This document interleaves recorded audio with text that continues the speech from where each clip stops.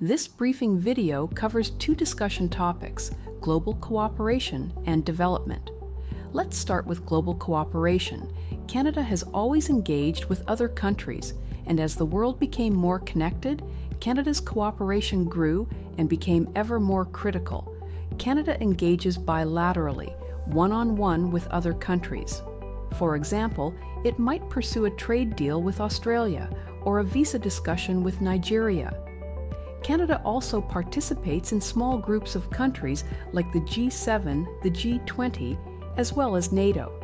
In the last few years, global cooperation has become more difficult as an increasing number of powerful countries have been breaking some of the rules that held the system together. Should we continue to work with these institutions and uphold international law? Do we need new alliances with different countries to hedge against the US? Let's discuss how Canada should cooperate with other countries and with international organizations. This proposal is that Canada should emphasize building coalitions of countries on specific issues over working through international institutions like the United Nations and World Health Organization. Those who support this proposal argue that big institutions are slow and ineffective. Canada is best working issue by issue with specific small groups of countries who want to get things done with us. The big international institutions are too often controlled by the great powers, such as the United States. We need our own systems that reflect our values and interests. Those who oppose this proposal argue that international institutions aren't perfect, but they've protected everyone for 100 years. The solution isn't to throw them entirely out when the going gets tough. We should reform them instead. It's too time-consuming and expensive for Canada to form multiple alliances on every issue we might want to address. This proposal is that Canada should prioritize trade and investment agreements with democratic countries. Those who support this proposal argue that we cannot violate human rights laws to secure trade deals, and Canadians strongly support a principled foreign policy, and Canada can set a standard for other countries. It is the right thing to do. Those who oppose this proposal argue that every country has human rights challenges, including Canada, so we don't have a moral high ground to preach to other countries. When we bring countries into trade agreements, it gives us leverage and can help them move towards democracy too. Now, let's turn to development. How should Canada be thinking about its relationship with poorer countries?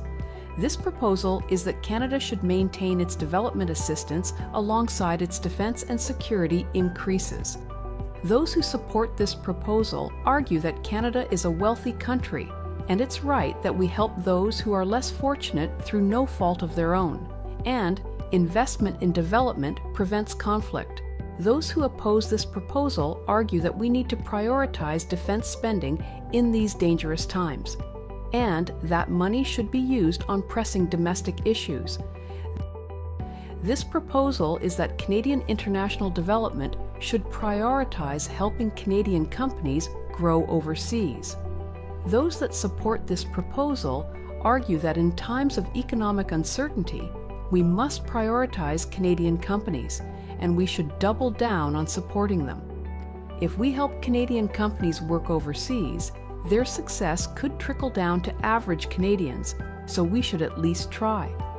Those who oppose this proposal argue that evidence shows subsidies don't work. In many cases, the companies take the money and pass it to shareholders. Handouts to companies are a recipe for corruption.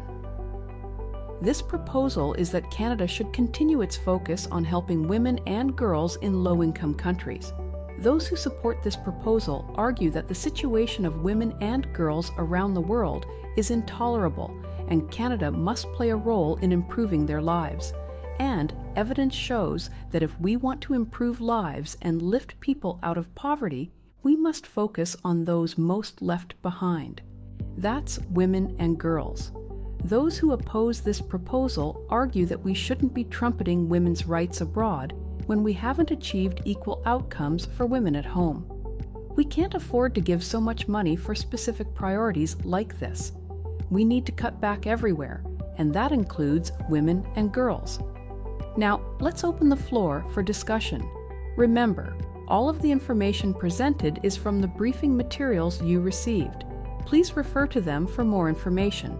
Now, whether you are for or against these proposals, we would love to hear your thoughts. Your voice matters.